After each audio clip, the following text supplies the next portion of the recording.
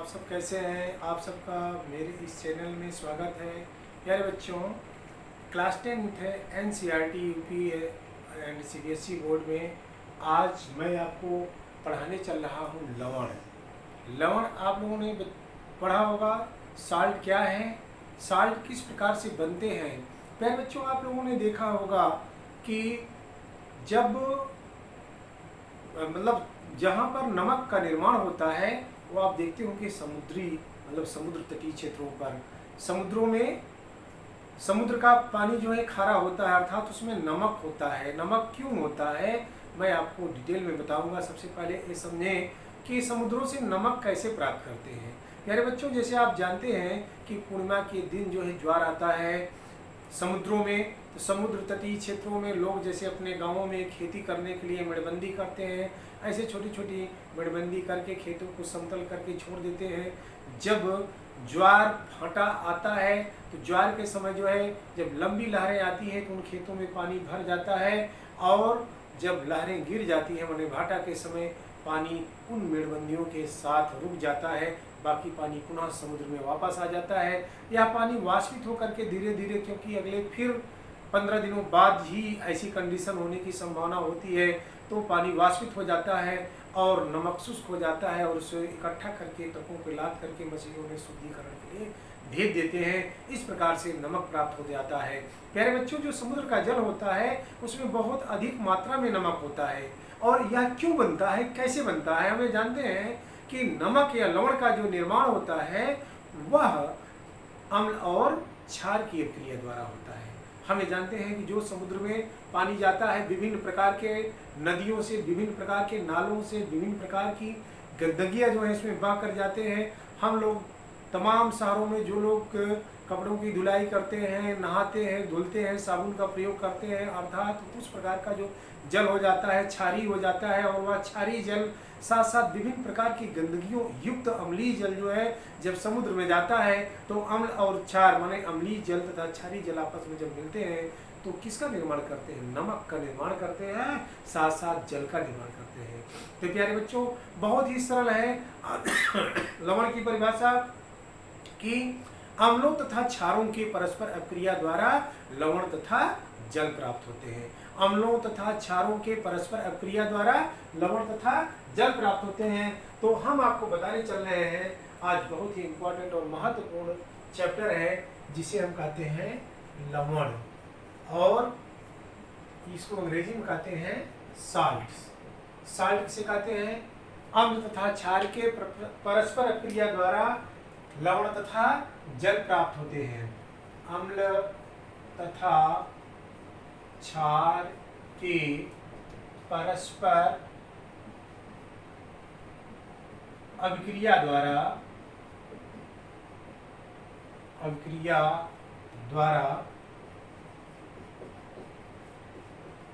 लवण तथा जल प्राप्त होते हैं।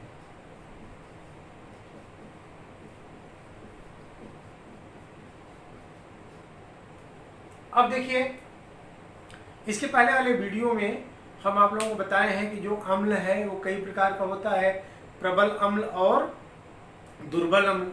इसी तरह क्षार भी कई प्रकार का होता है, प्रबल क्षार और दुर्बल क्षार। तो ये जो अम्ल बनते हैं या जो लवण बनते हैं ये किस प्रकार के अम्ल और क्षारों की क्रिया द्वारा, या तो प्रबल अम्ल और प्रबल क्षार होंगे, या तो प्रबल अम्ल और दुर्बल क्षार होंगे, या तो दुर्बल अम्ल और प्रबल क्षार होंगे। ये तीन प्रकार की अभिक्रियाओं द्वारा जो है लवणों का निर्माण होता है। तो हम आपको बताने चल रहे हैं कि जैसे हम प्रबल क्षार ले लें, और प्रबल क्षार में NaOH प्लस प्रबल अम्ल में HCl। अब ये प्रबल अम्ल तथा प्रबल क्षार, यहाँ पर ये प्रबल क्षार है और ये प्रबल अम्ल है, इन दोनों के अक्रियाओं द्वारा यहाँ प्राप्त होगा NaCl प्लस H2O। ये है लवण जिसको हम नमक कहते हैं, NaCl सोडियम क्लोराइड, और ये है जल। अर्थात यहाँ इनकी अक्रिया हुई और इन अक्रिया के द्वारा जल निकल गया और यहाँ पर लवण तथा नमक प्राप्त हुआ। तो यहाँ आपको ये ध्यान से समझना है कि इनमें जो ये लवण होते हैं ये किस तरह से होते हैं। लवण कई प्रकार के होते हैं। एक लवण होता है जिसका पीएच मान 7 होता है, एक लवण होता है जिसका पीएच मान 7 से कम होता है, और एक लवण होता है जिसका पीएच मान 7 से अधिक होता है। तो अभी आपको हमने ये बताया कि लवण किसे कहते हैं। अम्ल तथा क्षार के परस्पर अक्रिया द्वारा लवण तथा जल प्राप्त होते हैं। तो उदाहरण हमने दिया आपको NaOH, HCl, Gibbs NaCl plus H2O। यानी बच्चों अभी आपको पीएच मान के आधार पर आपको बताते हैं लवण कितने प्रकार के होते हैं। इसके बाद भी लवणों का वर्गीकरण है, क्योंकि लवण कई प्रकार के होते हैं। इसमें एक लवण, द्विक लवण, सरल लवण, हाँ तमाम तरह के लवण होते हैं जिसका क्लासिफिकेशन, जिसका वर्गीकरण हम आपको बाद में बताएंगे। आज हम इस वीडियो में आपको ये बताने चल रहे हैं कि पीएच मान के आधार पर लवणों के वर्गीकरण। पीएच मान के आधार पर, पीएच मान के आधार पर लवणों का वर्गीकरण। Classification of salts, classification of salts based on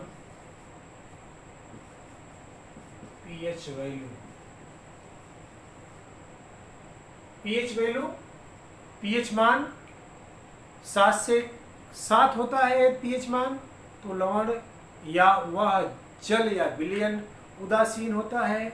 7 से कम होता है तो अम्लीय होता है, 7 से अधिक होता है तो क्षारीय होता है। तो अब ये 3 वर्गों में विभाजित है। नंबर 1 पहला है पीएच मान 7 वाले लवण। पीएच मान 7 वाले लवण। दूसरा है पीएच मान 7 से कम, 7 से कम लवण। और तीसरा है पीएच मान 7 से अधिक, 7 से अधिक लवण। अब इन तीनों प्रकारों को ध्यान से समझना है कि तीनों प्रकार के लवण किस प्रकार से बनते हैं। ये पीएच मान 7 में कब पीएच मान 7 वाले बनेंगे, कब बनेंगे, जब प्रबल अम्ल तथा प्रबल क्षार की क्रिया हो। प्रबल अम्ल तथा प्रबल क्षार की अपक्रिया द्वारा, प्रबल अम्ल तथा प्रबल क्षार की अपक्रिया या प्रबल अम्ल तथा प्रबल क्षार का लवण भी हम कह सकते हैं इसको। इसे दूसरे वाले में जिसमें पीएच मान 7 से कम होता है, प्रबल अम्ल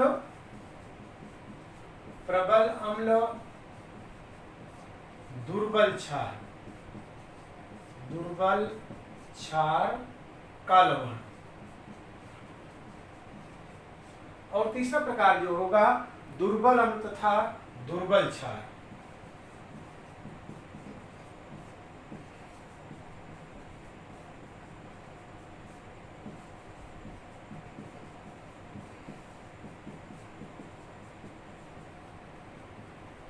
आइए अब इनमें देखते हैं कि इनके परस्पर उदाहरण क्या होंगे। जैसे प्रबल अम्ल तथा प्रबल क्षार के उदाहरणों में NaCl, इसका उदाहरण है NaCl। प्रबल अम्ल तथा दुर्बल क्षार का जो उदाहरण होगा NH4Cl तथा FeCl2। इसी तरह दुर्बल अम्ल तथा दुर्बल क्षार के उदाहरण होंगे CH3COO, NH4, या NH4 टेकन ट्वाइस CO3। अब इसको हम कैसे मानेंगे कि हाँ यहाँ पर NaCl ही संभव है और यहाँ पर जो है NH4Cl FeCl2। अब इनमें हम प्रबल अम्ल तथा दुर्बल क्षार या प्रबल अम्ल तथा प्रबल क्षार या दुर्बल अम्ल तथा दुर्बल क्षार को लेकर और इसकी परस्पर अभिक्रिया कराते हैं तो हम देखते हैं कि हमें क्या प्राप्त होता है। इसके आधार पर इस प्रकार के लवणों का वर्गीकरण प्राप्त हो जाता है। तो आइए सबसे पहले हम यहाँ पर देखते हैं कि एक प्रबल अम्ल है HCl और प्रबल क्षार है NaOH। HCl और NaOH की क्रिया कराने पर यहाँ पर प्राप्त होगा NaCl प्लस H2O। NaCl एक प्रकार का कैसा लवण है, माने यदि हम जल में NaCl नमक घोल दें तो इसका pH मान जो होता है वो 7 हो जाता है। इसका pH मान 7 हो जाता है। क्योंकि प्यारे बच्चों हमेशा कहा जाता है जैसे कभी आपका गला दर्द करने लगता है, आपका गला दबने लगता है और आपकी आवाज़ बैठने लगती है तो आपको कहा जाता है कि नमक और गर्म पानी और नमक का गड़ारा करिए। अर्थात हम जानते हैं तमाम तरह के बैक्टीरिया और वायरसेस के इन्फेक्शन के कारण जो गले में डिफेक्ट हो जाता है वह जब हम पानी में नमक को मिला देते हैं तो उसका pH मान 7 हो जाता है। शुद्ध प्रकार का माने एक अशुद्ध जल बन जाता है जिससे गड़ारा करने पर जो बैक्टीरिया और वायरसेस हैं वो मर जाते हैं और हमारा गला ठीक हो जाता है। इस प्रकार से यहाँ पर HCl तथा NaOH की परस्पर अभिक्रिया द्वारा NaOH और H2O प्राप्त हो गया। यहाँ पर प्रबल अम्ल, बहुत ही प्रबल अम्ल HCl है।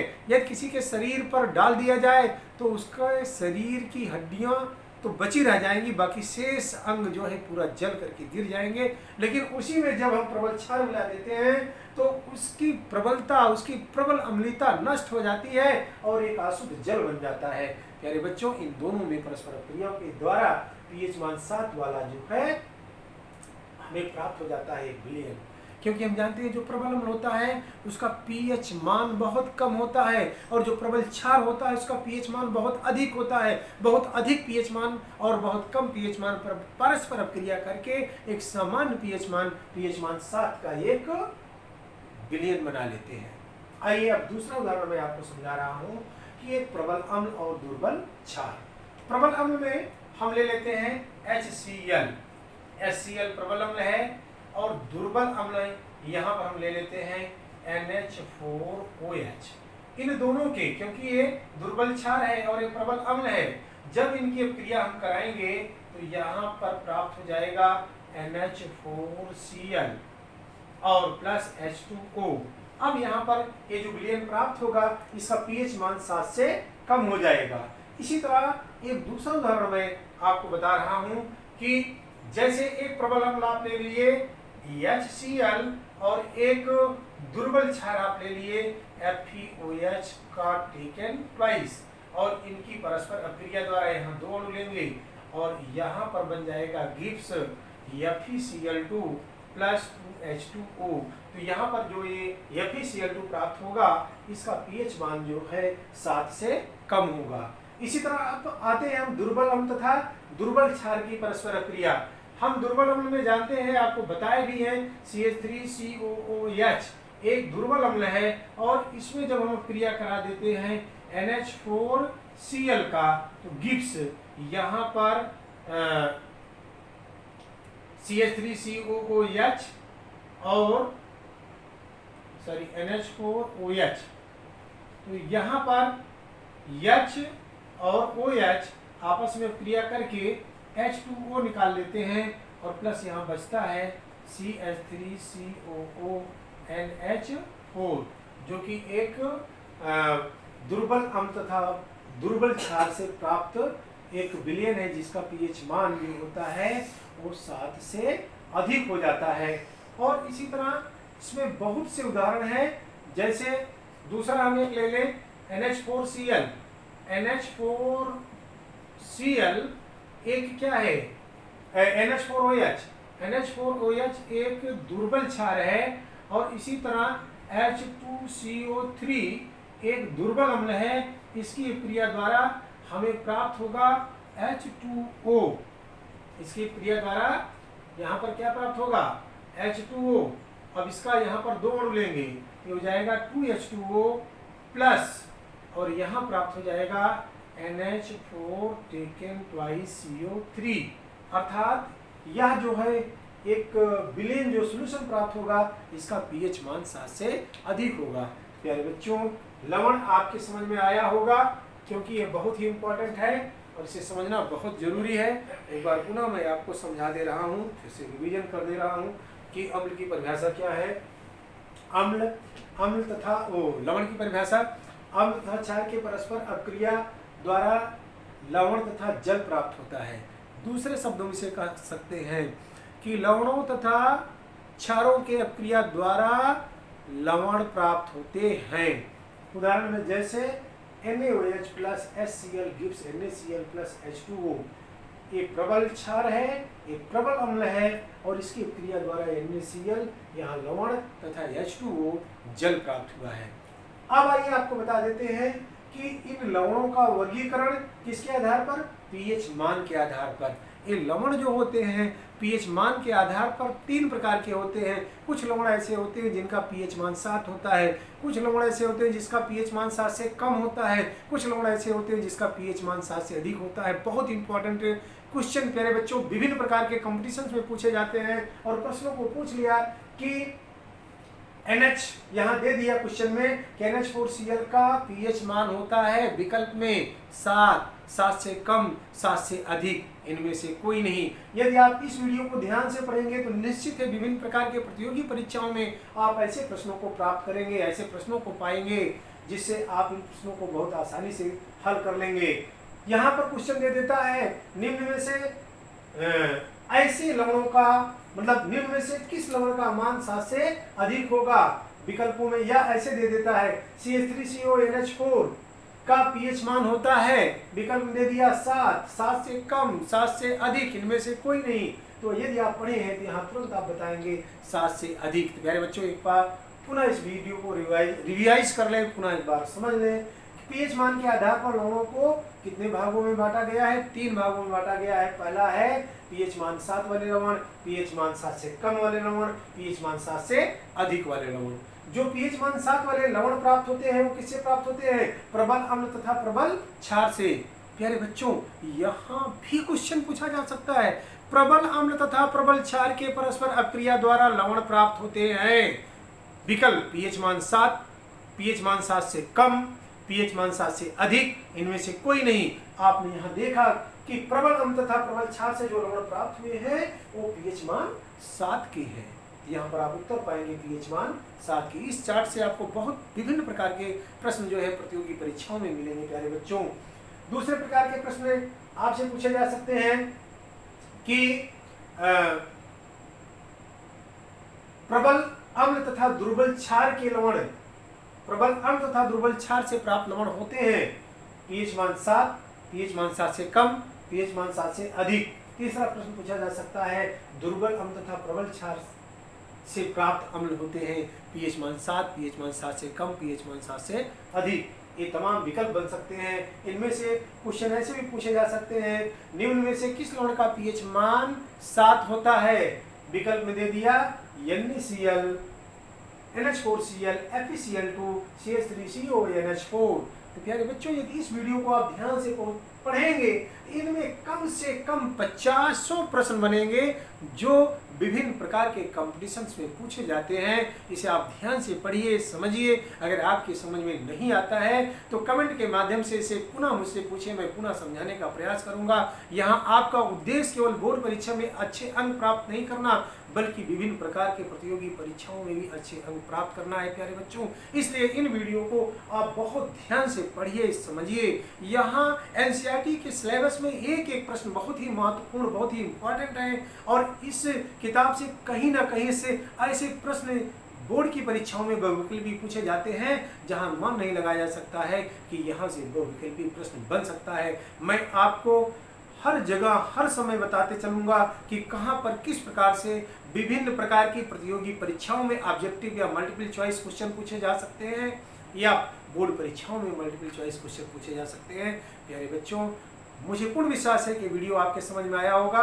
इस वीडियो में सिर्फ इतना ही, क्योंकि आप लोगों का कमेंट मेरे पास आया है कि सर वीडियो बहुत लंबा ना बनाया करिए, वीडियो छोटे रहेंगे तो हमें पढ़ने में आसानी होगी। इसलिए अभी तक तो मेरे वीडियो कम से कम 50 मिनट 1 घंटे के बन जा रहे थे, लेकिन मैं पूर्ण कोशिश करूंगा कि मेरा वीडियो 20 मिनट से ज़्यादा ना हो, जिससे आपको पढ़ने में कोई असुविधा ना हो। यदि आपको कहीं पढ़ने में कोई असुविधा, कोई दिक्कत होती है तो मुझे कमेंट द्वारा जरूर लिखिएगा। प्यारे बच्चों, मैं आपके साथ हूँ। मैं पूर्ण विश्वास दिलाता हूँ आपको कि यदि आप मेरे साथ मेहनत करेंगे तो आपको मैं अच्छे अंक तथा विभिन्न प्रतियोगी परीक्षाओं में सफलता दिलाने का पूर्ण गारंटी लेता हूँ। इस वीडियो में सिर्फ इतना ही। Best of luck. धन्यवाद।